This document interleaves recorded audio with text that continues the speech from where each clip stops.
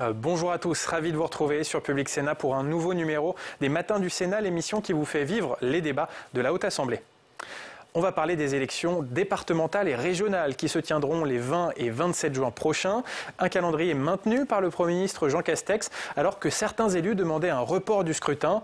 Et oui, la campagne pour les candidats va être difficile à mener sur le terrain. Et puis le jour des élections, il faudra sécuriser au niveau sanitaire tous les bureaux de vote. Pour en parler, le Premier ministre Jean Castex a fait une déclaration la semaine dernière au Sénat qui a été suivie d'un débat et d'un vote. Je vous laisse écouter les échanges. Le 1er avril dernier, je suis venu présenter devant vous la situation sanitaire de notre pays, marquée, vous le savez, par une troisième vague et surtout un nouveau variant prédominant, ainsi que les mesures de lutte contre l'épidémie que précisément l'évolution de cette situation sanitaire appelait. Voilà donc plus de 10 jours que ces dispositions sont entrées en vigueur sur l'ensemble du territoire. Elles commencent à produire leurs résultats en termes d'incidence, même si c'est de manière hétérogène selon les régions, mais pas encore en termes de pression hospitalière, tandis que la communauté des soignants se mobilise plus que jamais pour y faire face, avec la compétence et le courage qui lui valent plus que jamais notre reconnaissance et notre soutien. C'est dans ce contexte très particulier que j'ai évoqué devant votre Haute Assemblée la question du calendrier des prochaines élections départementales et régionales, fixées les 13 et 20 juin prochains, et des questions soulevées par le Conseil scientifique dans le rapport qu'il nous avait remis sur le fondement de l'article 3 de la loi du 22 février 2021, rapport sur les conditions de leur organisation. À cette occasion, vous vous en souvenez, je vous avais proposé une orientation, une méthode et un rendez-vous. L'orientation, vous la connaissez, vous m'avez entendu l'exprimer à plusieurs reprises, et notamment ici même le 1er avril dernier. Elle a toujours été constante et repose sur un principe très simple. C'est la règle du maintien, car l'élection est un moment majeur de la démocratie et que, de surcroît, les élections dont nous parlons ont déjà dû être reportées. Seules, et c'est l'exception, des considérations sanitaires pourraient nous conduire à déroger à ce principe ou à en aménager l'organisation, comme l'a démontré du reste l'expérience difficile des élections municipales de l'année dernière. Ainsi, privilégier l'hypothèse du maintien, c'est aussi identifier clairement et lucidement les difficultés que sa mise en œuvre peut soulever. Ces difficultés tiennent évidemment aux contraintes et aux incertitudes que la situation sanitaire peut faire peser sur notre vie collective dans les prochains mois.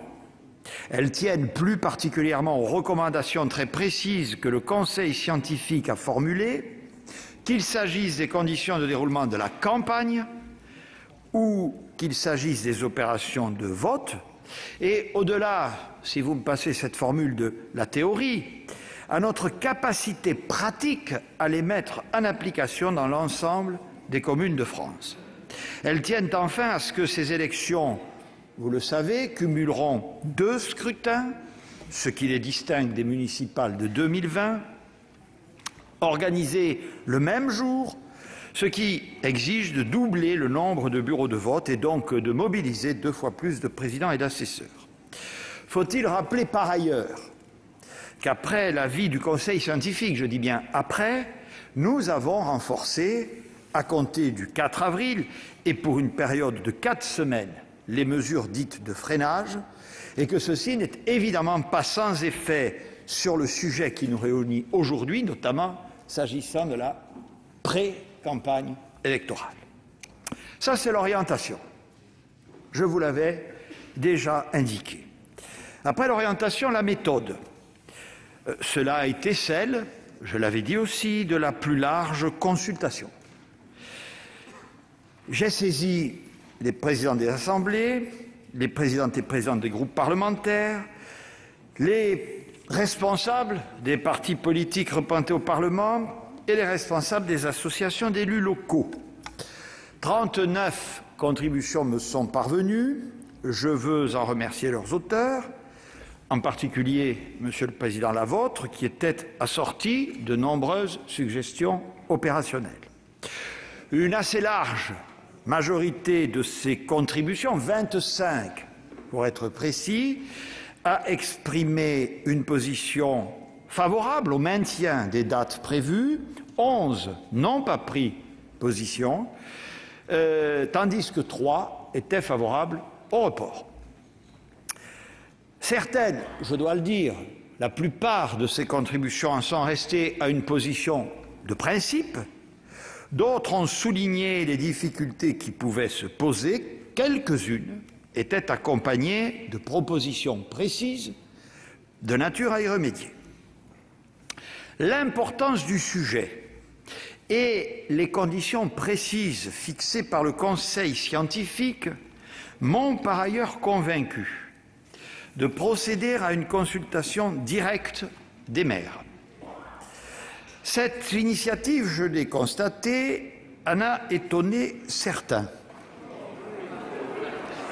Et je voudrais, mesdames et messieurs les sénateurs, qui, je le sais comme moi, est très attaché au maire de la République, je voudrais vous dire que je trouve étonnant précisément que l'on puisse s'étonner,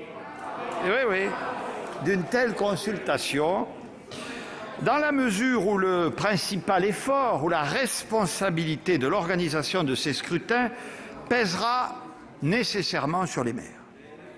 Aussi, je tiens devant vous à les remercier, ici, dans cette Assemblée dont ils sont les grands électeurs. Je veux vraiment les remercier d'avoir parfaitement saisi l'importance de l'enjeu, puisque 69%, c'est un des taux les plus élevés de réponse à ce type de concertation, ont répondu, et ce, dans des délais très courts. Oui, alors. Oui. J'avais un effet, mais vous savez, les maires, vous l'avez tous été, ils sont disponibles en permanence. J'ai en effet décidé, mesdames et messieurs les sénateurs, de cette consultation après le retour de leurs associations représentatives, afin d'en compléter les aspects organisationnels, mais je voulais, c'est vrai, avoir ces retours avant la tenue des débats au Parlement, que j'avais annoncé sur le fondement de l'article 50-1, dont le premier, vous le savez, était programmé hier à l'Assemblée nationale. J'exprime donc ma gratitude aux maires pour leur réactivité et la qualité de leurs réponses, ce qui évidemment ne surprendra personne ici, tant ces élus montrent depuis le début de cette crise leur disponibilité et leur engagement en tout point exemplaire au service de notre pays. Leurs préconisations, leurs très nombreuses contributions, comme les interrogations, mesdames et messieurs les sénateurs, qu'ils ont soulevées, enrichissent considérablement l'information tant du gouvernement que du Parlement, notamment dans le cadre du présent débat. Ce n'est pas surprenant, puisqu'elles émanent de celles et ceux dont c'est précisément la charge et la mission que d'assurer l'organisation matérielle des opérations de vote. D'autant que les élus municipaux, vous le savez, interviennent dans le processus électoral comme agents de l'État. L'État manquerait donc de loyauté à l'endroit des maires s'il ne les associait pas à une décision qui les concerne au premier chef, et surtout, au vu de leurs légitimes inquiétudes, s'il ne les accompagnait pas au plus près dans l'organisation de ces opérations dans le contexte très particulier que nous connaissons. Contrairement à ce que certains commentaires ont parfois laissé entendre, cette consultation, je le dis de manière très solennelle, cette consultation n'était dirigée contre personne et certainement pas contre les associations d'élus pour lesquelles j'ai le plus grand respect. Je sais d'ailleurs que le Sénat lui-même a d'ailleurs pour habitude, et cela me semble bien normal, de consulter directement les élus locaux et que d'ailleurs 2 consultations de ce type sont actuellement en cours. C'est une bonne méthode. Il s'agissait tout simplement, je vous le redis, de compléter utilement les réponses des associations en donnant une dimension très concrète et très opérationnelle aux questions de principe soulevées à bon droit par les contributions des grandes associations d'élus. Vous connaissez le résultat de cette consultation. 56% des maires se sont prononcés en faveur du maintien, 40% du report et 4% n'ont pas souhaité prendre position. Ces résultats montrent à eux seuls combien le sujet est complexe. Plus complexe, là aussi, que ce que je peux entendre ici ou là, et combien était nécessaire cette consultation pour comprendre les ressorts et les motivations des inquiétudes qui se sont exprimées. Voilà pour la méthode. J'en viens enfin au rendez-vous que je vous avais proposé et qui nous réunit aujourd'hui sous la forme de ce débat au titre de l'article 50-1 de la Constitution et du vote qui le conclura. Car il faut qu'en toute transparence, chacun puisse s'exprimer et s'engager au regard des enjeux qui sont sur la table, puisqu'il s'agit de concilier finalement 2 principes de portée constitutionnelle, la liberté du suffrage et la protection sanitaire de nos concitoyens. Ce débat et ce vote, je vous propose donc de l'organiser sur la proposition qui vient confirmer l'orientation dont je vous avais déjà fait part, de maintenir à juin les élections régionales et départementales et d'assortir ce maintien de conditions très précises tenant à la campagne comme au vote que je vais développer devant vous dans un instant. Cette position est celle qui apparaît au gouvernement comme prenant le mieux en compte à la fois l'avis du Conseil scientifique du 29 mars dernier et le résultat de l'ensemble des consultations que nous avons conduites depuis lors et que je viens de vous rappeler. S'agissant en premier lieu de la campagne électorale, celle-ci devra donc être adaptée. Comme l'a rappelé le Conseil scientifique, c'est elle qui demeure ou qui est de nature à entraîner une multiplication des occasions de contact physique et donc d'accroître les risques sanitaires.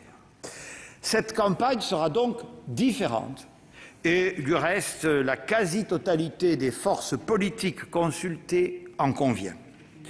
Nous allons donc encourager l'usage des outils de campagne dématérialisés. Le ministère de l'Intérieur mettra en place, comme pour les dernières municipales, un site internet permettant aux électeurs de disposer de l'ensemble des professions de foi des candidats aux 2 élections. Un débat télévisé qui sera aussi diffusé à la radio sera organisé entre les candidats des régionales avant chacun des 2 tours des élections. Le gouvernement, de son côté, lancera une grande campagne de sensibilisation au vote, ainsi qu'une campagne d'information sur les compétences des conseils régionaux et départementaux. Le Conseil scientifique recommande par ailleurs l'interdiction des meetings physiques et des réunions publiques, à l'intérieur comme à l'extérieur. Dans la période de restrictions sanitaires que nous connaissons actuellement, une telle règle me paraît justifiée. Je souhaite toutefois qu'elle puisse être réévaluée dès que l'amélioration de la situation sanitaire nous permettra d'envisager la reprise progressive de certaines activités et l'ouverture de certains établissements recevant du public.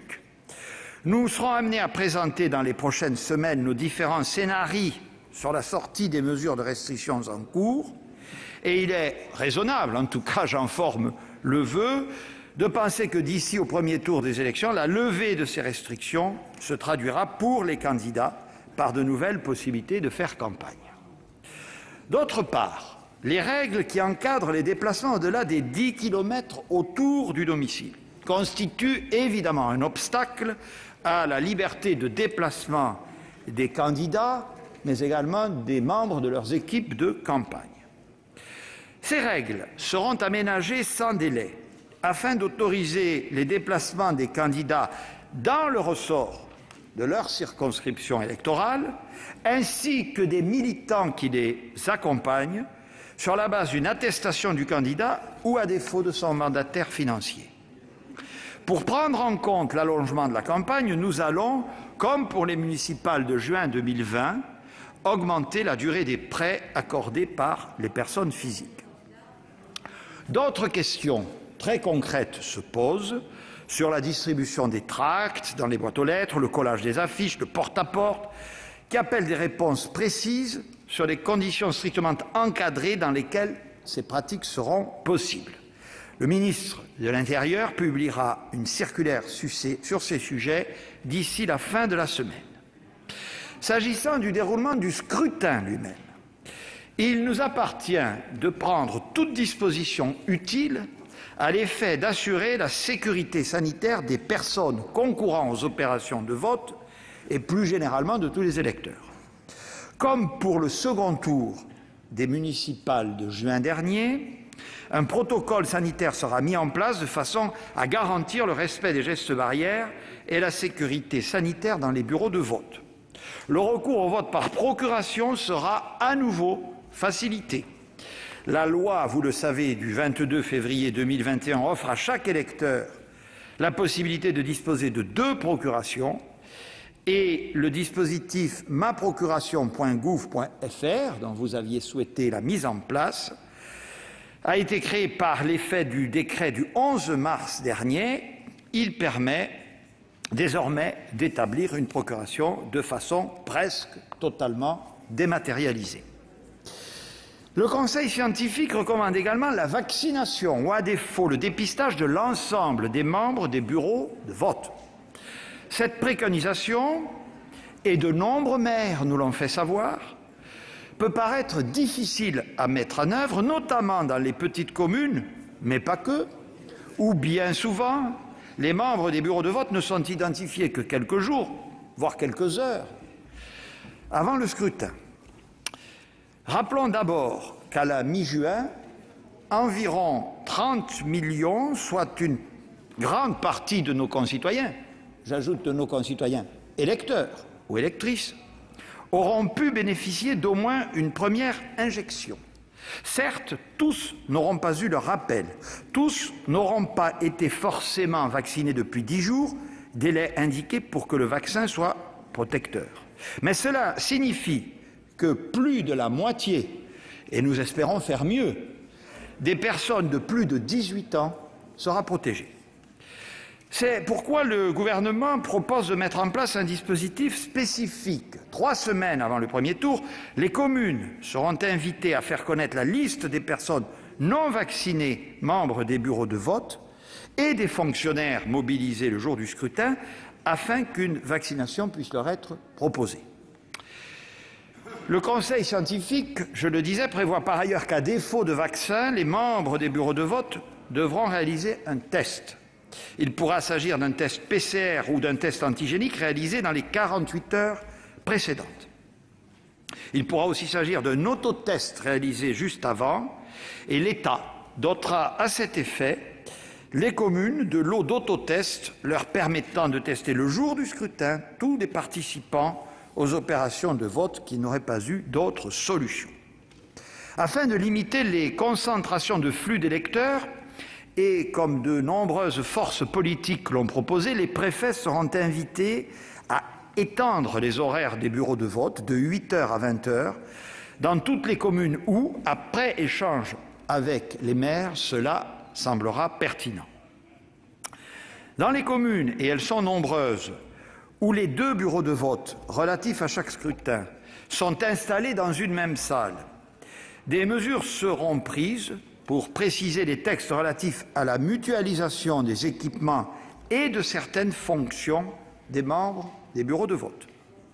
Afin de limiter le nombre de personnes mobilisées pour les opérations de dépouillement, celles-ci pourront se faire soit simultanément, mais dans 2 salles distinctes, ou dans une salle suffisamment grande pour permettre de le faire dans de bonnes conditions de sécurité sanitaire. Les dépouillements pourront aussi avoir lieu l'un après l'autre dans une même salle avec les mêmes personnes. Et nous autoriserons d'ailleurs les membres du bureau de vote et les assesseurs à participer au dépouillement si cela s'avérait nécessaire. Vous savez toutes et tous que ce que je viens de dire n'est pas actuellement autorisé par la législation. De même, nous examinerons la possibilité d'autoriser que ces opérations puissent se faire, comme le recommande le Conseil scientifique, à l'extérieur, au mois de juin, sous certaines conditions, par exemple dans la cour ou sous le préau de l'école. De nombreuses inquiétudes émanent des maires des communes de taille modeste, et on peut évidemment les comprendre. C'est la raison pour laquelle les préfets et les sous-préfets seront chargés de les accompagner de manière individualisée dans la préparation et l'organisation des scrutins. L'État ne laissera pas les maires de petites communes livrés à eux-mêmes, et c'est la raison pour laquelle cet accompagnement préfectoral débutera très prochainement afin d'identifier le plus précocement possible les difficultés prévisibles et d'y apporter les solutions adaptées. Mesdames et messieurs les sénateurs, je le disais, un certain nombre de mesures que je viens de vous présenter relèvent de la loi. Les dispositions correspondantes seront intégrées à un projet de loi relatif à la gestion de la crise sanitaire qui sera présenté d'ici la fin de ce mois en Conseil des ministres. Monsieur le Président, Mesdames et Messieurs les membres du Sénat, voici donc le cadre général que je soumets à votre approbation.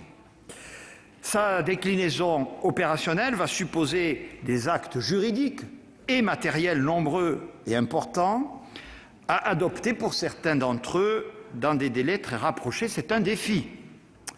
Nous devrons en effet être en mesure de répondre à de nombreuses conditions, adopter de nouvelles dispositions législatives et réglementaires, déployer des moyens d'information novateurs et inédits, accompagner les mairies dans l'organisation matérielle du scrutin et enfin, et c'est évidemment très important, compter sur le bon avancement de la campagne de vaccination.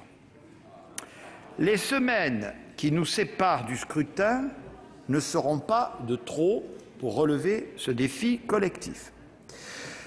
C'est pourquoi, pour nous donner le temps utile, nous avons décidé de décaler d'1 semaine supplémentaire la date des élections.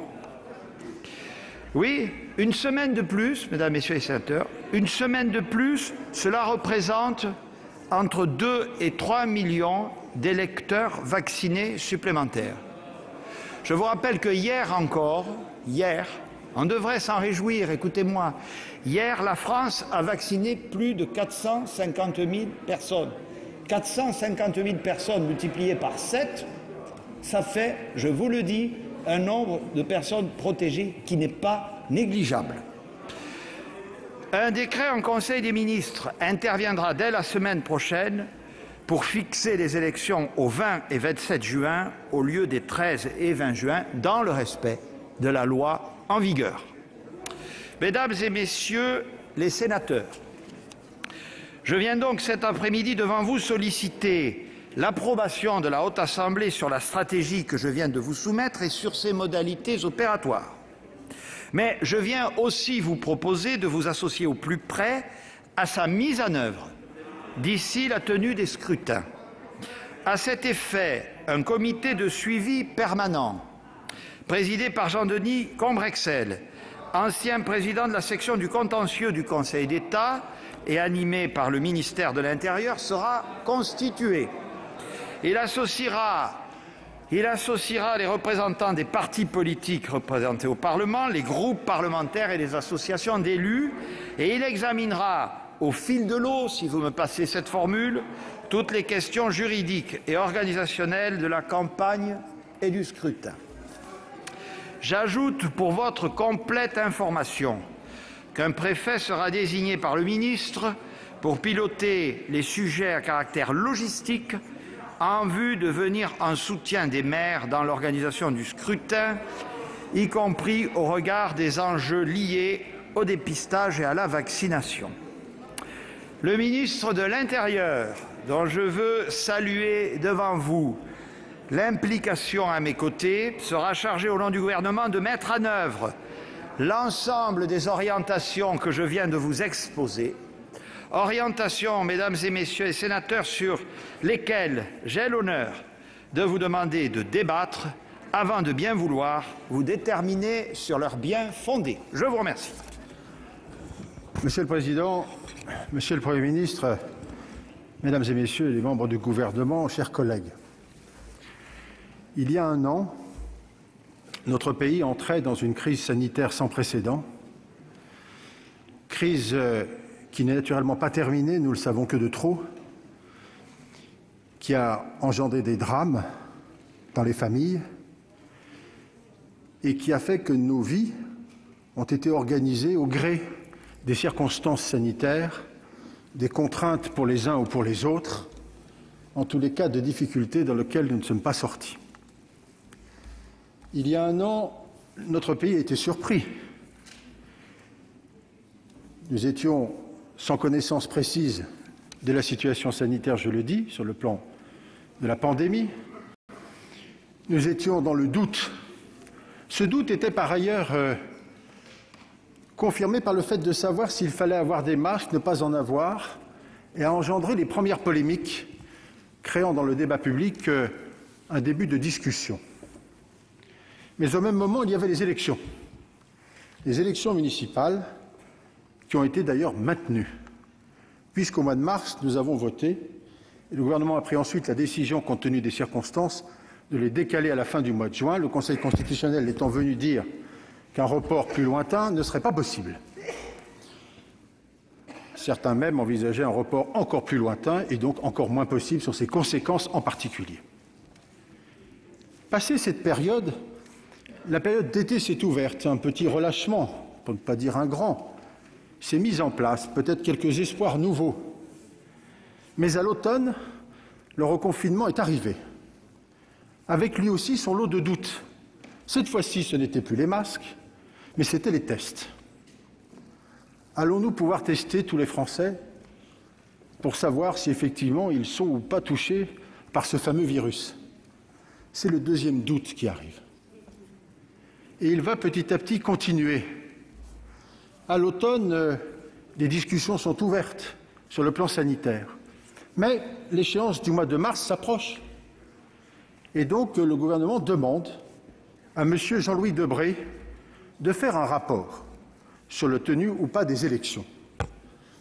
L'ancien président du Conseil constitutionnel s'exécutera, viendra d'ailleurs témoigner devant la commission des lois du Sénat, et il dira, sans le citer mot pour mot, que l'élection peut être reportée au mois de juin, éventuellement à l'automne, mais en tous les cas pas plus loin. Et à partir de là, il nous dit, élément de révélation, qu'on aimerait, je ne sais où, ou en tous les cas l'imaginons, reporter après les élections présidentielles. Voilà un nouveau doute supplémentaire à celui du risque sanitaire. À la veille des fêtes de Noël, les conditions n'ont pas beaucoup changé. Vous avez pris, Monsieur le Premier ministre, des mesures assez fortes, à juste raison. Mais on commence à nous parler du vaccin. Et au début du mois de janvier, revient sur le débat la question des élections. Dans les conditions qui sont les nôtres, le vaccin n'étant pas certain encore, il est donc, en tous les cas, pas facile à mettre en place. Nous le constatons encore un peu en ce moment. Il est décidé de reporter les élections, sur la base et sur la foi du rapport de M. Debré. Le Sénat, comme l'Assemblée nationale, mais singulièrement le Sénat, en acceptera le principe.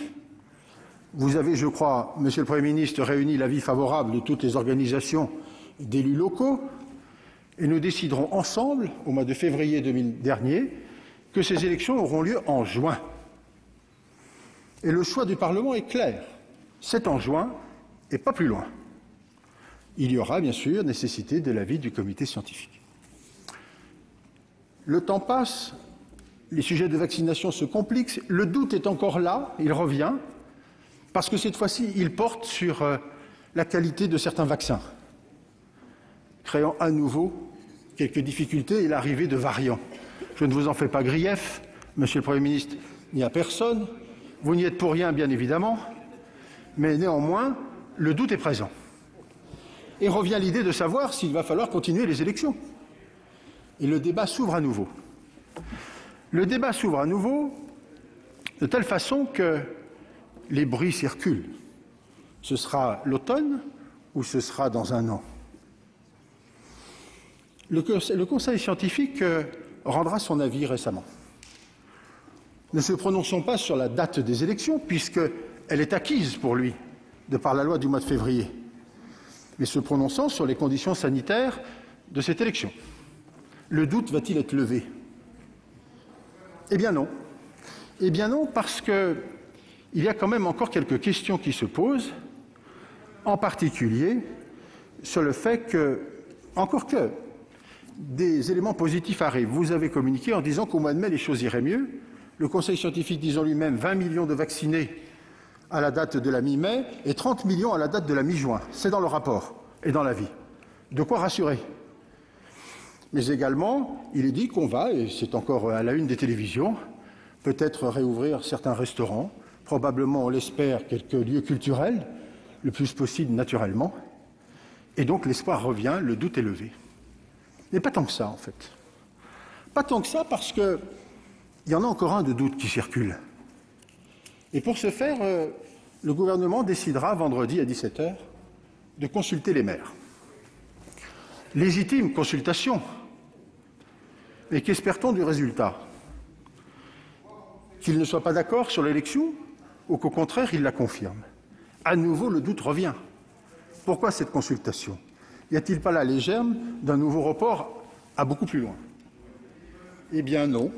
Les maires ont répondu et ont libéré le gouvernement en disant massivement qu'ils voulaient ces élections. Quand bien même les associations ont décidé, avaient donné un avis positif. Je vous accorde, Monsieur le Premier ministre, que la majorité n'est pas extrêmement large, mais elle est quand même suffisamment nette pour considérer que ces élections puissent avoir lieu. Et vous avez décidé, à juste raison, Monsieur le Premier ministre, de maintenir les élections et de venir devant nous le confirmer. Nous allons être amenés à voter tout à l'heure, c'est parfait. Mais pour nous, ce ne sera pas forcément un vote d'approbation nouveau, puisque nous avons déjà voté pour les élections au mois de juin, et c'est la loi de février 2021.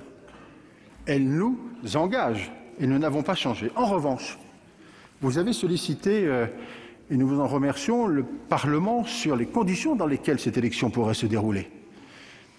Et cette consultation a permis à la Commission des lois, que j'ai l'honneur de présider, de débattre la semaine dernière, de faire quelques propositions, un certain nombre, que nous avons transmises au président du Sénat, qui vous les a lui-même adressées le 8 avril dernier. Je note avec plaisir, je vous le dis très clairement, que la quasi-totalité de ce que nous avons proposé a été repris dans vos engagements d'hier et renouvelé cet après-midi. C'est la preuve que le débat parlementaire a été utile et que le travail qui a été fait a été utile. Le doute est donc levé. Mais je voudrais quand même redire ici qu'il est dommage que ce doute ait perduré, en tous les cas qu'il ait été nourri à différentes occasions de rumeurs ou de vérités qui viennent perturber, en tous les cas, la confiance que nous devons avoir dans l'idée que puisse se tenir ce rendez-vous démocratique absolument nécessaire. Ce d'autant que le rendez-vous du mois de juin 2020 s'est passé dans des conditions bien moins favorables que les rendez-vous du mois de juin prochain, puisque nous avons progressé, heureusement d'ailleurs, je dis collectivement, à la faveur du vaccin, de la connaissance médicale, mais aussi des capacités de protection qui nous sont bien utiles. Ce rythme démocratique, nous ne pouvions pas en être privés. La République ne pouvait pas en être privée. Il est absolument nécessaire. et sur le plan électoral, quoi qu'il en coûte, si vous me permettez cette expression. Nous avons besoin que les Français se mobilisent. Nous avons besoin qu'ils se mobilisent de façon importante. Ils l'ont d'ailleurs fait dans le Gard, le week-end dernier, dans quelques autres départements, où, convoqués aux élections, ils sont allés voter, et de façon importante. Gageons que, pour le mois de juin, cette capacité à se mobiliser soit maintenue, soit présente, mais elle dépendra d'une chose. Parce que le temps nous est compté désormais, c'est de la capacité à pouvoir aller vite, à la fois dans les mesures dont vous nous avez parlé, que nous avions proposées, de nature réglementaire pour la majorité d'entre elles, qui donc, à la faveur d'une décision rapide, permettrait de pouvoir les rassurer et de se mettre en campagne. Car nous sommes finalement aujourd'hui à 2 mois. Vous avez décidé, mais c'est votre liberté, de changer la date, de la modifier. Nous pensions que les 13 et 20 juin nous paraissaient plus adaptés pour des raisons de mobilisation des uns ou des autres pour aller voter. Vous avez décalé d'1 semaine. Je ne porte pas de jugement de valeur. J'espère simplement que nous aurons le bénéfice de cette semaine supplémentaire pour une plus grande participation. Dans les propositions que vous nous avez faites, peut-être que je me permettrai au moins 2 observations. Faudrait-il redire que dans la mesure que vous évoquez de mutualisation des bureaux de vote, qui en fait relève du décret du 4 février 2021, qui est à la main des maires, il conviendra de les sensibiliser sur ces sujets-là. C'est important, comme la vaccination naturellement des membres de ces bureaux. Mais nous avions proposé aussi, à la faveur du débat de la Commission, que l'État, par son représentant, puisse, dans les départements, dire les conditions sanitaires, enfin, comment ces élections s'organisent et les conditions sanitaires qui sont désormais fixées, afin de rassurer et sans doute permettre au plus grand nombre d'entre nous de participer à ce rendez-vous électoral. Voilà, Monsieur le Premier ministre, Mesdames, Messieurs, ce que je voulais vous dire, et que finalement, ce débat d'aujourd'hui aura peut-être une vertu, si ce n'est de changer notre point de vue, qui était de voter au mois de juin, de lever les doutes. Et à la faveur des conditions que vous avez présentées, de celles que nous vous proposons en complément, de leur caractère immédiat, pratique immédiat, annoncé rapidement, devrait nous permettre, nous l'espérons, de lever tous les doutes. Merci. Monsieur le Président, Monsieur le Premier ministre, Mesdames, Messieurs les ministres, chers collègues. Monsieur le Premier ministre, je vous ai écouté attentivement et j'ai ressenti que vous étiez soulagé. Soulagé que le calendrier voté par le Parlement en février dernier soit respecté. Soulagé sans doute que cette consultation des maires ait été conforme peut-être à vos attentes. Soulagé en somme que les échéances démocratiques soient respectées. Eh bien, figurez-vous, nous aussi, Monsieur le Premier ministre. Pas soulagé pour nous-mêmes, soulagé pour la démocratie française. Voyez-vous, j'ai la faiblesse de penser que cette consultation des maires a été organisée avec le secret espoir que l'idée du report serait majoritaire.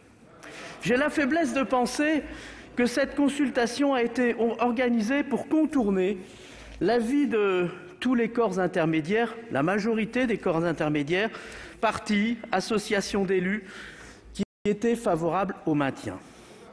J'ai la faiblesse de penser qu'au plus haut sommet de l'État, depuis le 13 juin 2020, on souhaite le report des élections territoriales après les élections présidentielles. Et avec cette consultation, caramba, c'est encore raté. Oui, nous sommes soulagés pour la santé de la démocratie française. Aujourd'hui, il ne s'agit pas d'exprimer un point de vue d'opportunité, il s'agit de prendre nos responsabilités. La grandeur de la politique, c'est d'exprimer des choses fortes, graves, indépendamment des intérêts du moment, des sondages et des aléas. Sommes-nous toujours capables, en ces temps difficiles, de faire vivre notre démocratie ? J'oserais presque dire de la soigner, de faire vivre une démocratie en bonne santé, malgré la crise, malgré la maladie, malgré le confinement, malgré la souffrance et l'exaspération de nos concitoyens. Monsieur le Premier ministre, je pense que c'est une nécessité. C'est l'enjeu même de ces futures échéances électorales. Alors oui, bien sûr, en mars dernier, il pouvait être naturel de reporter le second tour des élections municipales. Nous n'avions que peu d'informations sur le virus. La chanson n'est plus la même aujourd'hui. Depuis plus d'1 an, nous vivons quotidiennement avec le virus. Nous vivons avec les gestes barrières, les masques et les restrictions de liberté. Oui, notre vie est impactée par le virus, mais elle ne s'arrête pas, elle ne peut pas être confinée. Il en va de même pour la démocratie, elle ne peut pas s'arrêter. Je parlais en introduction d'une démocratie en bonne santé. Une démocratie en bonne santé, c'est le meilleur vaccin contre le populisme, l'extrémisme, contre les passions tristes, comme le disait Spinoza.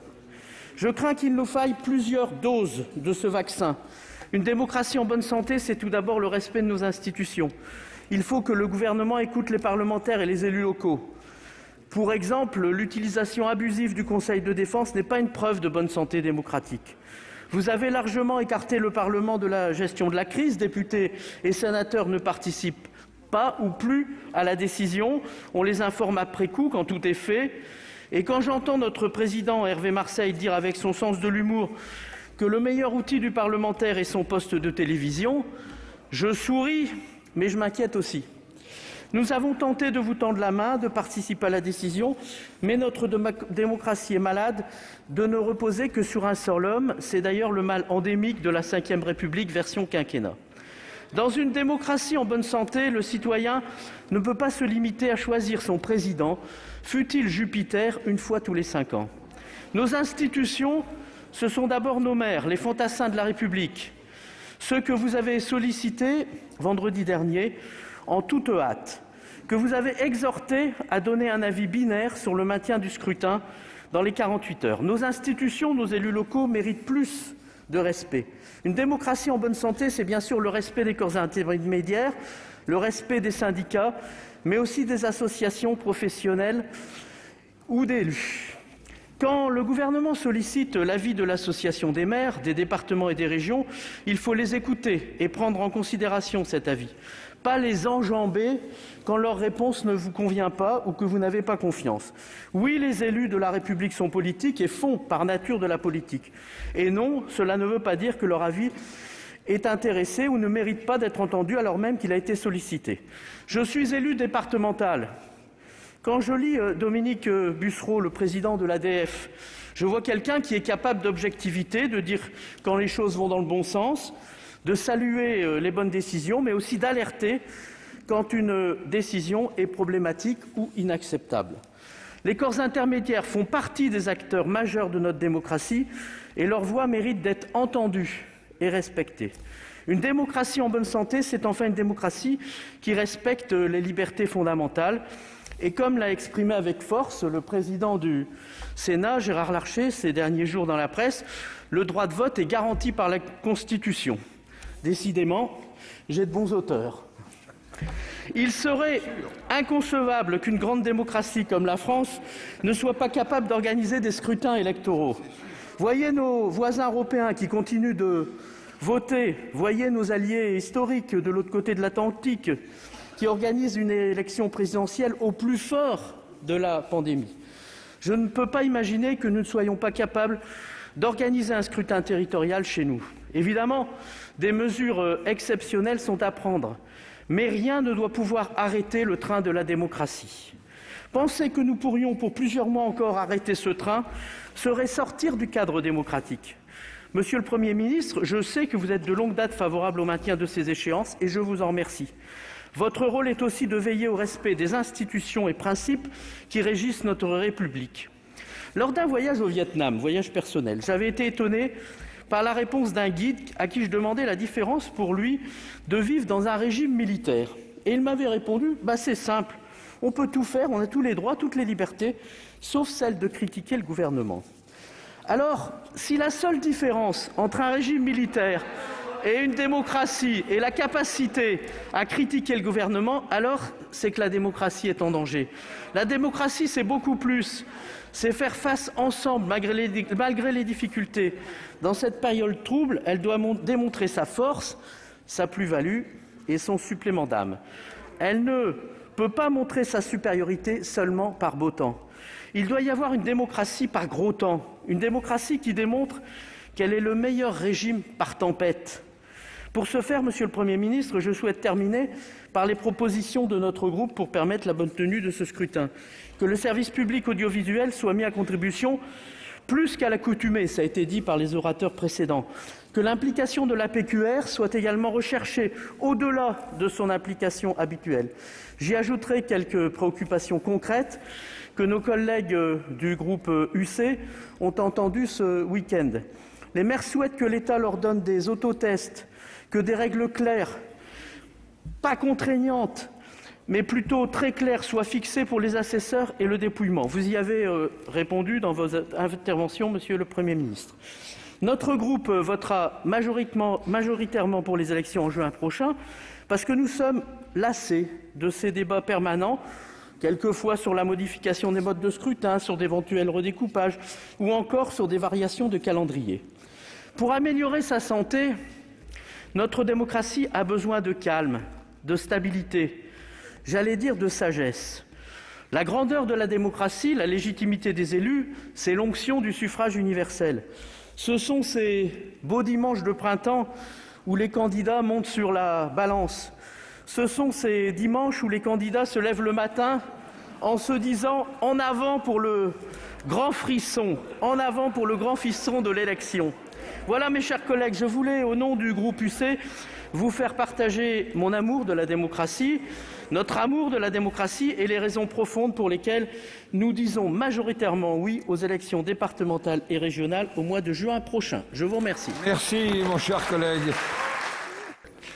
Y a-t-il une stratégie gouvernementale en matière d'élections depuis un an ? On préjuge en général que les décisions politiques reflètent une volonté. Mais en sociologie, il y a un autre modèle explicatif, celui de l'anarchie organisée, dans lequel les décisions sont le produit d'une combinaison aléatoire et non d'un processus rationnel. Dans cette perspective, il n'est pas de problème dont une absence de solution ne finisse par venir à bout. Votre comportement en matière électorale illustre parfaitement cette maxime, sans que ne soit exclue une part de malice. La séquence a en effet été étonnante quand elle n'était pas incongrue. Si on voulait enchaîner les images cinématographiques, il y a d'abord eu la phase « Y a-t-il un pilote dans l'avion ?», avec des élections municipales dont les 2 tours ont été séparés par 3 mois. Nous sommes ensuite passés à la grande illusion, avec le vote en février de la loi qui visait un report sec sans aménagement des élections régionales et départementales. Dernier épisode en date, celui de la vérité si je mens, avec un poker menteur autour du maintien des élections en juin, pendant que des arrêtés préfectoraux pour le scrutin départemental étaient signés et des mémentos édités. Bref, depuis un an, la question électorale en France relève d'un autre film, c'est l'histoire sans fin. Il faut cependant convenir, après le rapport Debré, que, Monsieur le Premier ministre, vous êtes tombé sur plus joueur que vous avec le Conseil scientifique et son avis, qui a réalisé ce magnifique mouvement rubistique que vous adorez tant, le cadrage débordement qui vous a pour le coup laissé sur place. J'entends la difficulté des sujets à traiter pendant une période aussi particulière que celle que nous traversons depuis plus d'un an. Mais de 2 choses l'une. Soit les élections constituent un sujet véniel, soit au contraire, elles sont un sujet substantiel. Le groupe socialiste, écologique et républicain a toujours considéré que c'était la seconde position qui s'imposait et que pour cette raison, il fallait anticiper. De la même manière qu'il faut anticiper d'autres scrutins. Comme le président de la République l'a déclaré le 13 avril 2020, pas 2021, cette épidémie ne saurait affaiblir notre démocratie. Les démocraties sont des systèmes marqués par le choix populaire. On mesure mal la radicalité du discours de Gettysburg d'Abraham Lincoln quand il déclare que la démocratie, c'est le gouvernement du peuple, par le peuple et pour le peuple. Ce faisant, il pose ce dernier comme l'unique source et arbitre du pouvoir. Si les citoyens ne sont pas placés en arbitre de toutes les compétitions électorales, alors c'est le système en tant que tel qui est remis en question. Reporter des élections, c'est suspendre l'essence de la vie démocratique. Or, si la démocratie ne se réduit pas au vote, sans vote, il n'y a pas de démocratie. Les élections sont à la fois le tissu qui fait exister notre régime et la fabrique de celui-ci. Or, pour vous, le sujet électoral est devenu périphérique. Si tout le monde s'entend sur la primauté absolue des questions sanitaires, économiques et sociales dans la période, cela ne signifie pas pour autant que la vie démocratique doive disparaître en fond de décor. Sinon, Lentement, les libertés s'étiolent et se construit une servitude qui, à défaut d'être volontaire, devient une servitude sanitaire. Savez-vous, Monsieur le Premier ministre, que les droits et libertés publiques ont reculé dans le monde en 2020 ? Savez-vous que, selon le classement de The Economist, notre pays a été classé dans la catégorie des démocraties défaillantes ? Il était temps de maintenir ces élections. Votre gestion électorale est à l'image de votre gestion de crise, erratique. On aurait espéré qu'il n'en soit pas ainsi et que ce que l'on perdait en matière de liberté publique, on le gagnerait en efficacité. Ce ne fut pas le cas. Je serais cependant injuste en ne reconnaissant pas la nécessité du soutien à l'activité, sans lequel, il est vrai, notre économie se serait effondrée. Mais vous n'avez toujours pas pris la mesure des difficultés sociales, notamment celles des plus jeunes, et notre plan de relance est l'un des plus limités des pays occidentaux. En outre, vous allez répéter les erreurs de 2018 par des mesures d'austérité, réforme de l'assurance chômage, réforme des retraites, dans le cadre du PLFSS. Sanitairement, en revanche, vous êtes sans cesse le gouvernement du train d'après. On se rappelle l'épisode des masques, qui n'était pas obligatoire parce qu'inutile, y compris pendant le premier tour des municipales. On se rappelle les tests, on se rappelle la difficulté à croire au vaccin, puis enfin, celle de mettre en œuvre une campagne de vaccination dans un contexte dégradé, parce qu'un homme seul, dans une opacité qui défie l'entendement, a décidé d'une trajectoire sanitaire à contre-courant des autres pays qui nous entourent. Alors, vous vous réconfortez sans cesse en assénant que les oppositions n'auraient pas fait mieux. C'est se payer de mots. D'une part, vous n'avez pas pris en compte jamais aucune de nos propositions. Et d'autre part, vous êtes au pouvoir. Plus fondamentalement, votre attitude dit quelque chose de votre rapport au territoire. Je pense réellement que concernant cette majorité, ces élections sont accessoires, sinon encombrantes. Un peu comme le sont les corps intermédiaires et le Parlement. C'est pour ça que le grand feuilleton du report a été lancé. Il visait initialement, dans une vaine et triste tentative, à se débarrasser du scrutin après 2022, en comptant sur un deuxième report à l'automne. Devant une impasse constitutionnelle, juin ou octobre, vous avez choisi le moindre, juin. La seconde étape consiste à parasiter la mise en route de la campagne en entretenant l'incertitude. Cela permet de faire diversion pour ne pas aborder d'autres sujets plus importants comme la stratégie vaccinale ou la réouverture de notre pays à la mi-mai, tout en cultivant le procès en déconnexion des politiques qui osent s'attarder sur le scrutin électoral. À dire vrai, vous êtes enfermé dans une conception présidentialiste absolue de la Ve République.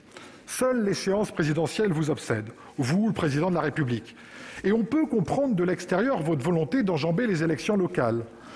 En effet, pour la première fois depuis 1958, ce gouvernement et sa majorité ne procèdent de rien, ni d'un parti et encore moins de conviction. Vous ne procédez que du président de la République. Comme vous lui devez tout, la seule échéance qui compte, c'est celle qui le concerne. Les élections locales deviennent alors au mieux des péripéties aménageables ou alors des élections de second ordre. C'est sans doute ce qui explique votre désinvolture dans la façon dont vous avez consulté les maires in extremis ce week-end, alors que le casse-tête du calendrier était connu depuis plusieurs semaines.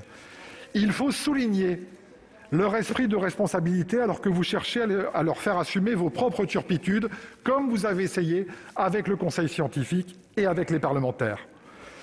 Loin de moi l'idée de vous reprocher de consulter ceux sans qui la crise sanitaire ne trouverait pas d'issue.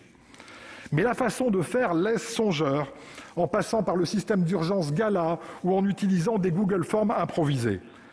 Cette consultation tardive, au-delà de son manque de transparence, comme semblerait-il pour les données sanitaires, était orientée.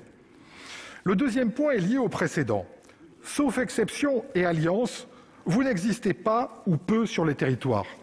Localement, LRM est un concept. C'est en quelque sorte un parti politique furtif. On comprendra dès lors que pour ne pas permettre de lisibilité ou de préparation de cette campagne, jusqu'au dernier moment, ce qui peut se relever de la bévue relève en fait de la stratégie. Parce que vous continuez à entretenir la confusion. La ministre Schiappa, la main sur le cœur dans cet hémicycle, nous déclarait que même si la date des élections n'était pas inscrite dans le texte de loi, elles auraient lieu le 13 et le 20 juin. Ce dernier report d'une semaine, comme une dernière boutade après autant de paris ratés, aura potentiellement de vraies conséquences en matière de participation sous couvert d'un motif sanitaire. Cela constitue l'essentiel de vos aménagements avec un comité de suivi. Le reste est déjà dans la loi ou le règlement, voire prévu de longue date en ce qui concerne la plateforme Ma Procuration. Vous nous annoncez de nouvelles mesures législatives à la marge.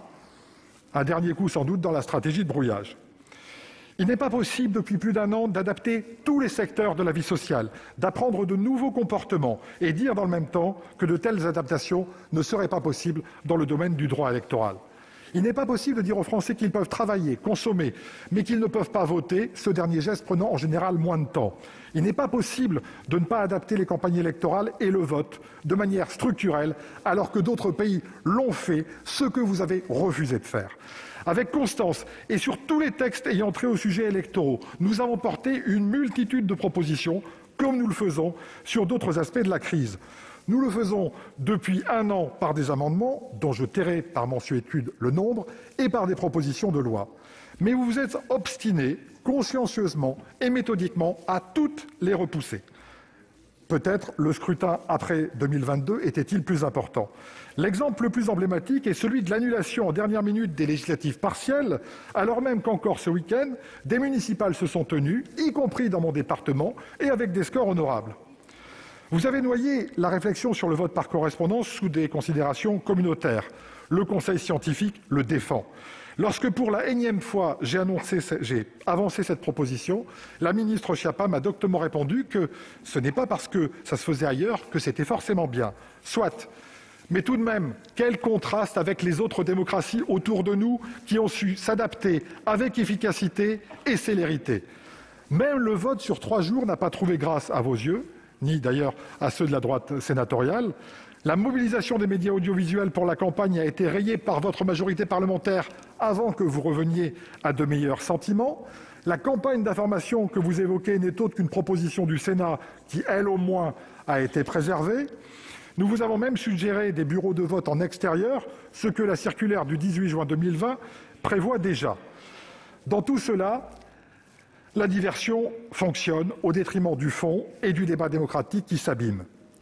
Monsieur le Premier ministre, s'agissant de la décision du maintien des élections, pour reprendre une formule de Pierre Dac, il n'était pas trop tôt pour savoir s'il était trop tard.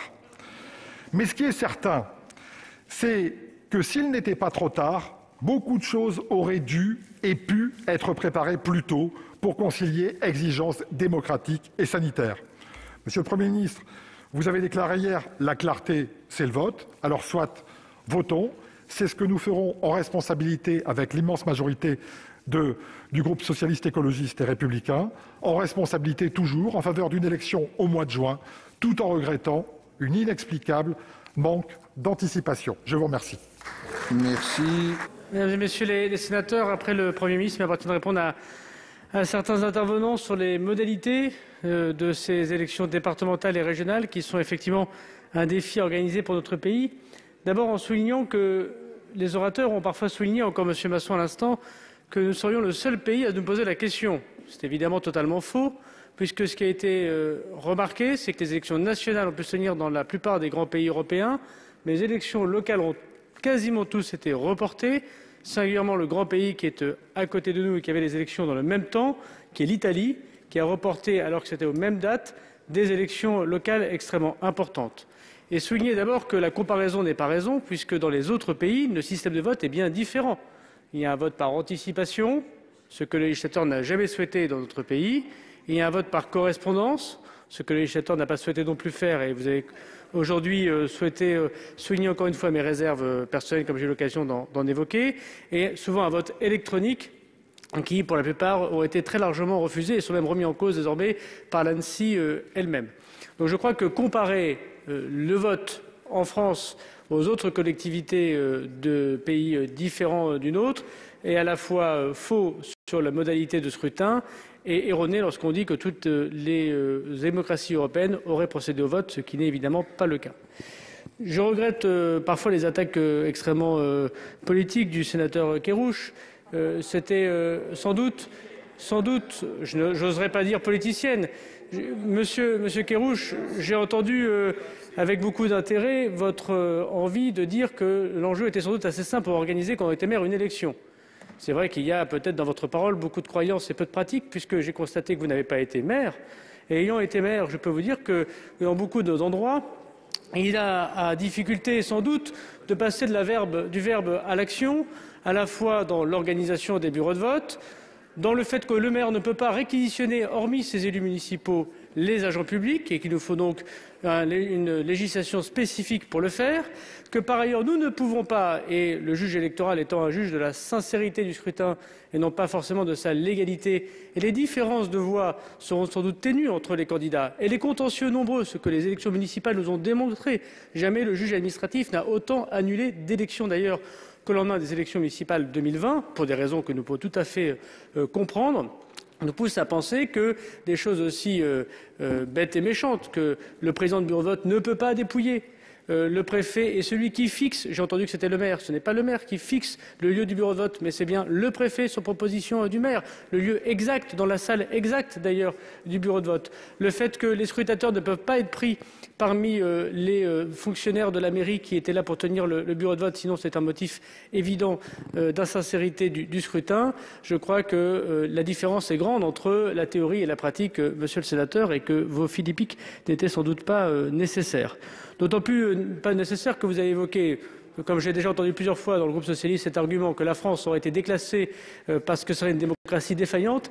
Elle l'était justement, c'était l'objet du critère, par le peu de participation aux élections et non pas par son état de droit. Donc oui, le fait qu'il y ait peu de participation à une élection, et d'ailleurs je constate que vous avez été en responsabilité il n'y a pas si longtemps que ça, je crois que ça devrait tous nous intéresser et la volonté du gouvernement d'organiser des élections qui correspondent effectivement à des suffrages importants pour rendre plus grande la légitimité des élus est sans doute un point important, et je pense qu'il ne faut pas tout confondre comme si la démocratie française était devenue une dictature par l'effet de quelques critiques de votre part. Donc il faut savoir raison garder, d'autant plus que ce point étant dit, nous devons nous adapter désormais au vote sans doute que vont émettre les deux chambres après l'Assemblée nationale et le Sénat, j'imagine, dans quelques instants, du maintien de ces élections. S'agissant du décalage d'élections d'une semaine, il suffit d'un décret du ministre de l'Intérieur et du ministre en charge des Outre-mer, sous l'autorité de Monsieur le Premier ministre, puisque la législation a fixé le mois de juin dans la loi. D'ailleurs, plusieurs personnes ont dit pourquoi on n'a pas mis les dates. Aucune date n'a jamais été évoquée, d'ailleurs, dans un texte de loi sur les élections locales. Bien sûr que non. Et c'est nous qui avons d'ailleurs proposé et qui proposons d'ailleurs un certain nombre de critères qui, pour l'élection présidentielle, rend législatif un certain nombre d'arguments qui étaient réglementaires jusqu'à présent. Et ce mois de juin, précisément, permet effectivement de décaler par décret d'une semaine, ce qui, pour les élections régionales, puisque c'est ainsi qu'en a souhaité le législateur à l'époque. Je rappelle que, vous le savez bien, il y a eu des prolongations de mandats entre les régionales et les départementales. Il s'agit de 6 semaines avant le premier tour pour faire la déclaration de candidature et pour engendrer un certain nombre de sujets qui intéressent évidemment tous les candidats et sans lesquels la démocratie ne peut s'exprimer, des commissions de propagande, des affichages par les affiches officielles des bureaux de vote et qui entraînent la campagne officielle. Il s'agit donc que nous allons fixer automatiquement la confirmation de ce vote, les élections régionales dans leur déclaration de candidature du 10 au 17 mai, qui seront les dépôts de candidature. S'agissant, et c'est la joie sans doute de la loi française et du travail parlementaire et gouvernemental, le législateur n'a pas souhaité préciser les modalités pour l'inscription des candidatures dans la loi. Et c'est donc le décret qui le fixera. Et j'aurai l'occasion d'en parler sans doute dans les invitations politiques entre les deux chambres, les partis politiques et l'association d'élus avec M. Combrexel et vous-même, puisque ce qu'il faut surtout voir, c'est que si jamais il y avait une difficulté pour les maires qui organisent les élections, il y a une difficulté pour les candidats et pour les services de la préfecture qui vivent aussi en temps de Covid et qui doivent pour la première fois depuis 1986, mesdames et messieurs les sénateurs, organiser 2 élections en même temps sur le territoire national. Jusqu'à présent, vous le savez bien, les élections départementales se faisaient en 2 fois sur le territoire national. Et la conjonction des 2 élections, c'est la première fois depuis 1986. Élection sans doute qui était moins compliquée à organiser en 1986, puisqu'il y avait des élections législatives et régionales à l'époque, et non pas 2 élections locales. Ce qui fait qu'il y a, depuis 1986, mesdames et messieurs les sénateurs,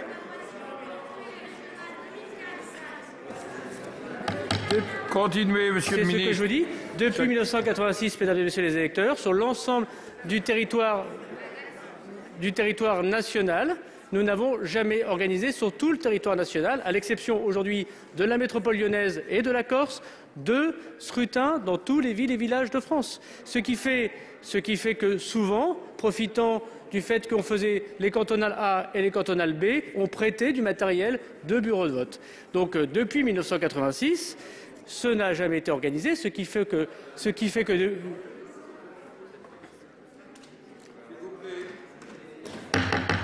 Chacun consultera ses exactement, agendas. En 1986, ce qui fait qu'aujourd'hui, le prêt de matériel, et je pense que chacun le voit dans sa vie de représentant des collectivités locales, et je ne peux pas l'apprendre aux sénateurs puisqu'ils le vivent tous les jours, le prêt de matériel est compliqué, et donc la mobilisation aujourd'hui des femmes et des hommes qui font ces bureaux de vote est plus compliquée. 70 000 bureaux de vote en France, x2, 140 000, ce qui fait à peu près 600 000 personnes au minimum pour tenir des bureaux de vote, sans compter les scrutateurs. 600 000 personnes qu'il faut, selon le Conseil scientifique, tester 3 fois avant le premier tour des élections, ce qui veut dire que les maires de France doivent désigner désormais 15 jours avant ceux qui tiendront les élections élus et fonctionnaires, et vacciner, pour ceux qui auront besoin d'être vaccinés, 600 000 personnes, imaginons, et ce n'est faire injure à personne de penser que c'est plutôt des personnes dans la fleur de l'âge qui tiennent les bureaux de vote, et je ne parle pas des scrutateurs. Nous avons donc une obligation de connaître les présidents, assesseurs et secrétaires de bureaux de vote entre 1 mois et 3 semaines avant, puisque le vaccin, pour ceux qui doivent être vaccinés, c'est, vous le savez, au moins 15 jours d'incubation. Donc tenir les élections, ce que nous allons faire le 20 et 27 juin prochain, c'est connaître les assesseurs, les présidents et les fonctionnaires qui tiennent ces bureaux de vote et les fonctionnaires qui demain seraient réquisitionnés par le préfet ou le sous-préfet sur proposition du maire pour tenir ces bureaux de vote dans les 140 000 bureaux de vote de France, à peu près 1 mois avant. Ça veut dire que la semaine de décalage n'est pas une facétie du Premier ministre ou du ministre de l'Intérieur, mais bien nécessaire pour organiser ce travail bien en amont. Et je voudrais d'ailleurs dire que parmi les 22 000 réponses des maires de France, qu'ils aient été pour ou contre la tenue de ce scrutin, ils ont tous précisé en grande partie ces difficultés, et notamment dans les communes les plus rurales de notre pays.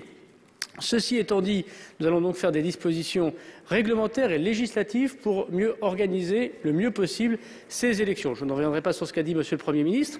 Pour ce qui relève des mesures réglementaires, selon l'article R40 du Code électoral qui prévoit qu'en cas de force majeure, j'imagine que le législateur n'avait pas prévu que ce cas de force majeure soit pour le coronavirus, mais enfin, nous allons l'utiliser. Il s'agit pour le préfet de prendre jusqu'au dernier moment la fixation d'un bureau de vote dans un endroit nouveau. Je suis bien d'accord avec la sénatrice Kirman de ne pas changer les habitudes des électeurs. Ça me paraît très important.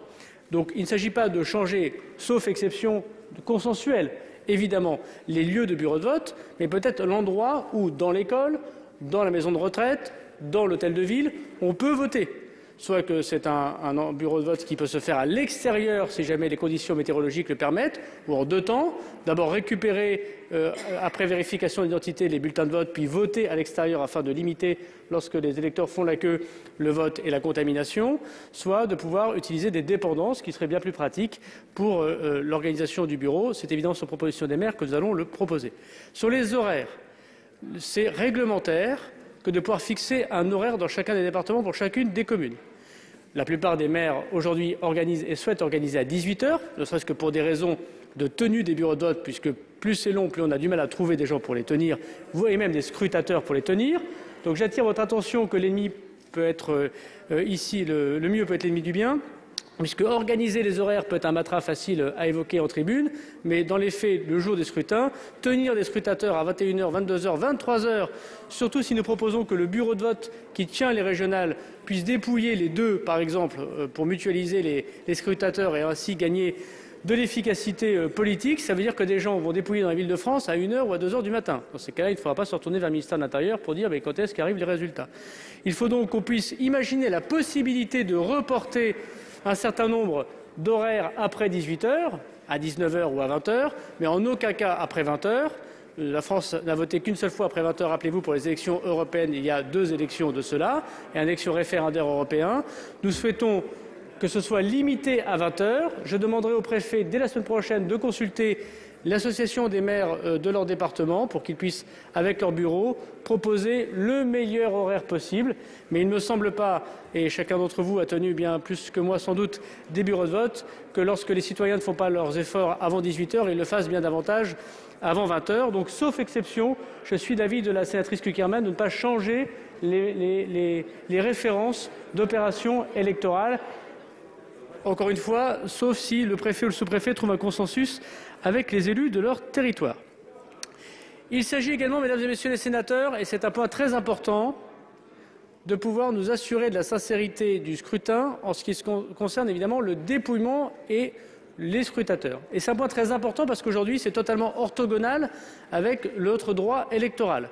Et il n'est pas certain d'ailleurs que le Conseil constitutionnel nous suive, législateurs et gouvernement, sur la proposition qui veut que le président de bureau de vote, ceux qui tiennent les opérations de bureau de vote, puissent dépouiller le scrutin. Mais ça nous semble nécessaire que de le proposer. De même, encore une fois, que si nous pouvons évidemment organiser les 2 bureaux de vote, régional et cantonal, dans le même endroit du même bureau de vote, le Conseil constitutionnel nous a clairement interdit d'organiser 2 urnes tenues par le même bureau. Je ne sais pas si je me fais bien comprendre. C'est-à-dire qu'on doit de façon obligatoire,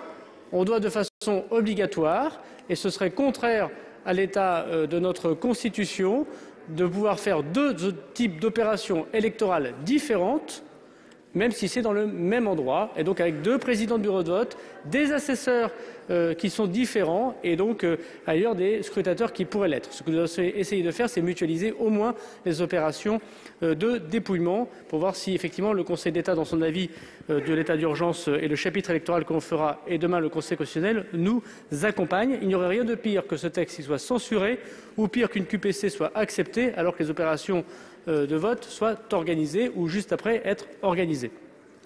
Ceci étant dit, mesdames et messieurs les sénateurs, nous avons aussi le sujet de la campagne électorale qu'a évoqué monsieur le Premier ministre.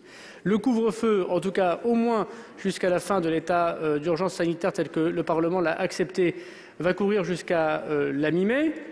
Cette mi-mai, c'est quand même un endroit où les gens vont vouloir faire, et c'est bien normal, du porte-à-porte. Ce n'est pas interdit. Distribuer des documents dans les boîtes aux lettres, ce n'est pas interdit. Et par ailleurs, évidemment, pouvoir, lorsque ce sera possible, se réunir, c'est ce qu'a dit monsieur le Premier ministre, après le 24 mai, puisque ce sera le début de la campagne électorale officielle. Nous allons donc imaginer des dispositions qui permettent effectivement, sur proposition du candidat, sur proposition du parti politique, de donner une attestation de réflexion, de sortie, si j'ose dire, possible pour les militants et pour leurs candidats.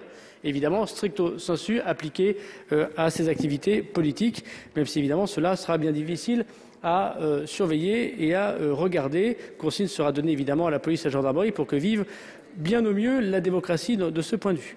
Je rappellerai un dernier sujet sur les procurations. La loi a voulu que 2 procurations soient portées désormais par personne. Je voudrais souligner d'ailleurs le travail qu'a fait le ministère de l'Intérieur sur la procuration numérique. Il ne s'agit pas d'avoir supprimé la procuration physique, que chacun retrouvera évidemment dans les commissariats et les gendarmeries, qui sera toujours aussi possible, mais la procuration numérique permettra évidemment de gagner du temps. Et surtout, des nouveautés, il n'y aura plus de certificat médical demandé pour les gens qui seraient empêchés d'aller voter et devraient faire une procuration. Il faut donc une simple demande, trouver un mandant, faire une déclaration. Une fois que cette déclaration numérique est faite, vous aurez un numéro d'identification. Vous vous présenterez devant l'officier de police ou de gendarmerie. En 15 secondes, il s'apercevra que ce sera vous. Il validera. La procuration est immédiatement envoyée au service de la mairie. Donc il n'y aura pas de sujet, y compris jusqu'au vendredi soir de la veille du scrutin, de on n'a pas reçu le coupon, on ne sait pas si vous êtes inscrit ou pas pour faire une procuration. Ce sera entièrement numérisé et je remercie l'AMF avec qui on a bien travaillé avec les 36 000 communes de France.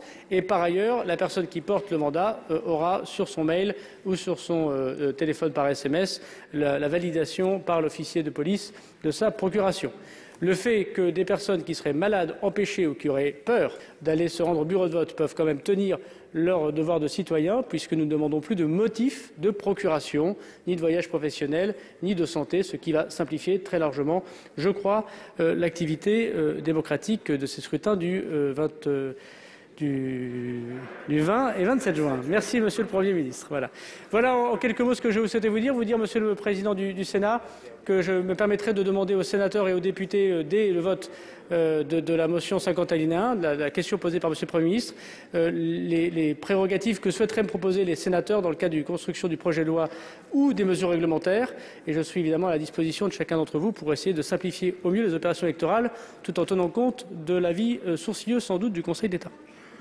Je tiens en effet à m'exprimer une dernière fois, mesdames et messieurs les sénateurs, avant de clôturer ce débat devant vous. Je vous remercie très vivement des contributions que j'ai entendues, certaines parfois un peu caricaturales, mais pour l'essentiel toutes très constructives.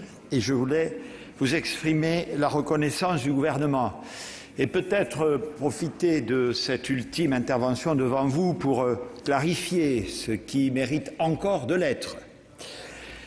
D'abord, je voulais vous dire de la façon la plus claire que je partage avec vous, et je sais que vous n'en doutez pas, un immense respect, un grand attachement à la démocratie en général, à la démocratie locale en particulier.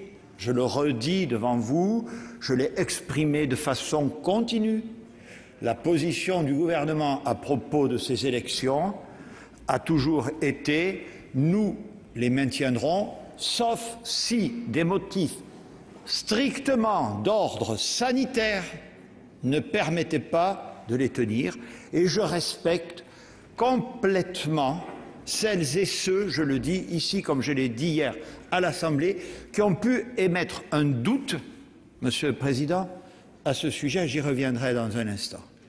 Donc, j'entends qu'on me prête des arrière-pensées, vous auriez espéré avoir un autre résultat. Ce que j'ai présenté devant vous, ce sur quoi vous êtes invités à voter, c'est le maintien des élections avec des conditions et des dispositions extrêmement strictes pour en assurer la plus grande sécurité. C'est cela et pas autre chose. Je voudrais aussi vous dire que je sais l'importance des élections départementales et régionales. Ce n'est pas comme, là encore, semble m'en avoir été prêté l'intention ou le soupçon à mes yeux, des élections secondaires. Je voudrais vous rappeler que j'ai eu l'immense honneur d'être 5 ans conseiller régional, 5 ans conseiller départemental. Je sais le rôle de ces institutions dans une république décentralisée. Simplement, mesdames et messieurs les sénateurs, sur le fond, je vous le répète, par rapport à l'historique que beaucoup ont retracé, ben oui, c'est vrai. D'un côté, nous avons une vaccination qui progresse, mais de l'autre, y compris depuis la fin de l'année dernière, y compris depuis le vote de la loi de février, nous avons un variant anglais qui progresse, qui est plus contagieux, qui est sans doute plus dangereux, et nous devons impérativement prendre en compte cette considération. Nous devons. Et d'ailleurs, vous savez, je reviens au doute émis par le président Buffet. Il est toujours salutaire, il est toujours là. Si nous interrogeons, nous sommes tous des élus de la République, nos concitoyens, sur le sujet qui nous occupe aujourd'hui, ils ont aussi un doute.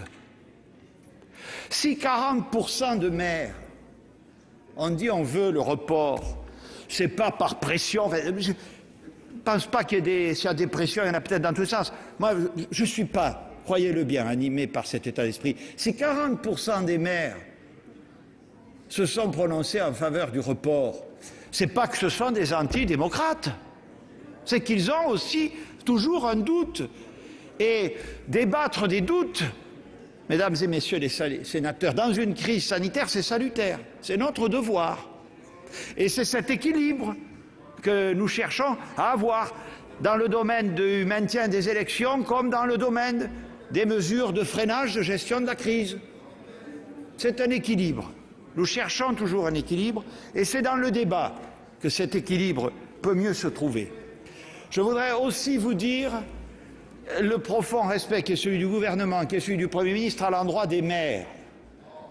Je vous le dis, enfin, c'est un peu paradoxal à mes yeux, Monsieur le Président, de venir dans cette Assemblée pour m'entendre dire que consulter des maires serait leur tendre un piège, serait une manipulation ou une manœuvre. Pas du tout. Je le dis haut et fort devant vous, pas du tout. Je revendique cette consultation. Je vous ai expliqué pourquoi je l'ai faite dans des délais effectivement rapprochés. Et à la question, qu'attendiez-vous de cette consultation, Monsieur le Premier ministre? Me prétend l'idée que j'aurais de toutes mes forces espéré qu'elle conduisît à un résultat de report. C'est inexact. C'est inexact, mesdames et messieurs les sénateurs, je vous le dis. J'attendais de cette consultation que les maires, premiers concernés par l'organisation de tout scrutin, nous disent ce qu'ils en pensent et surtout, vous avez, plusieurs d'entre vous, cité le rapport du Conseil scientifique. Effectivement, le rapport du Conseil scientifique, je ne sais pas si ça nous aurait aidé, ne dit pas reporter ou maintenir. Je le constate avec vous. En revanche, il fixe des conditions dont, je le répète et vous le savez, la mise en œuvre repose sur les épaules des maires. Concevez qu'il était logique et que cela a été extrêmement utile à l'arrivée de recueillir leur avis. Ne le regrettons pas collectivement. Il n'y avait pas d'arrière-pensée, il y avait une volonté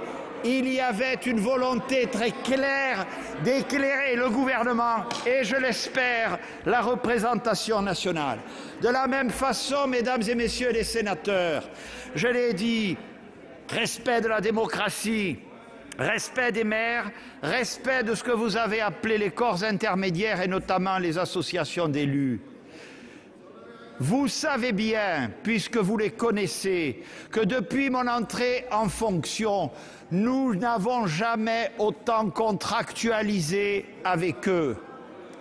Nous n'avons jamais autant contractualisé avec eux. Mon regard se tourne vers la ministre de la Cohésion des Territoires, qui, à mes côtés, travaille inlassablement à rechercher des solutions avec les associations d'élus, à les entendre, à les écouter. Certes, il s'agit d'une crise sanitaire.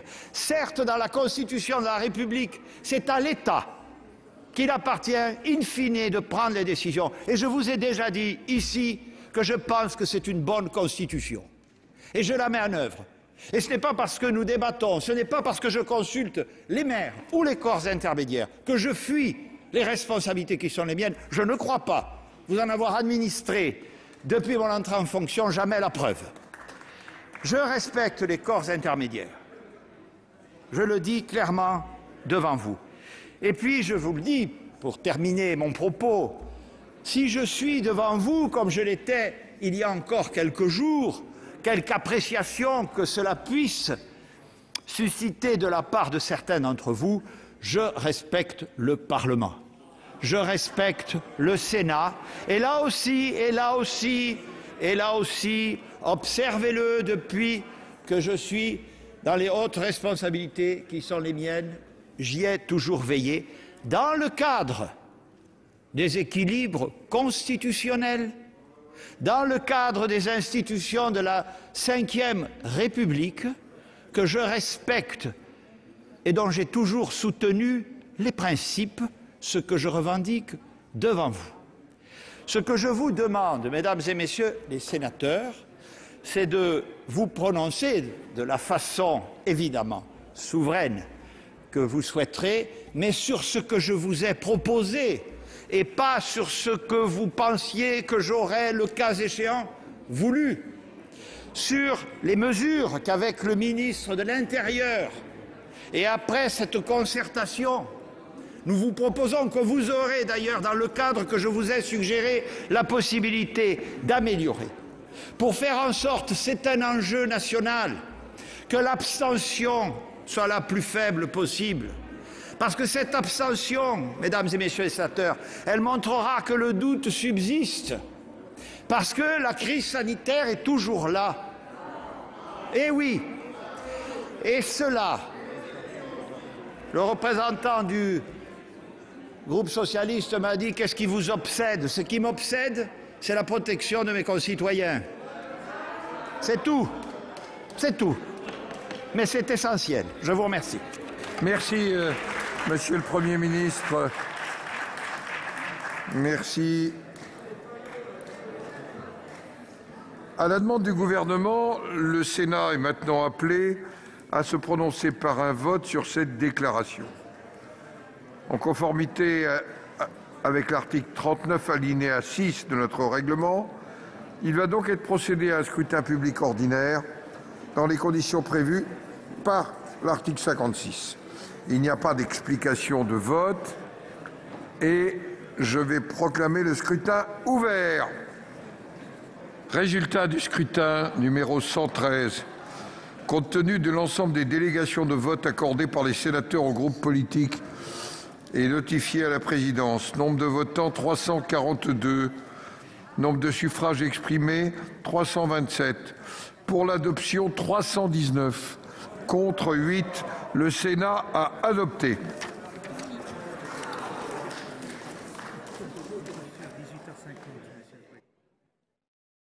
Voilà, le Sénat a donc voté en faveur d'un maintien des élections régionales et départementales au mois de juin, avec un report d'une semaine. Le scrutin aura lieu les 20 et 27 juin prochains. C'est la fin de cette émission, merci de l'avoir suivi. Continuez à suivre l'actualité politique et parlementaire sur notre site internet publicsénat.fr. Je vous souhaite une très bonne journée sur Public Sénat.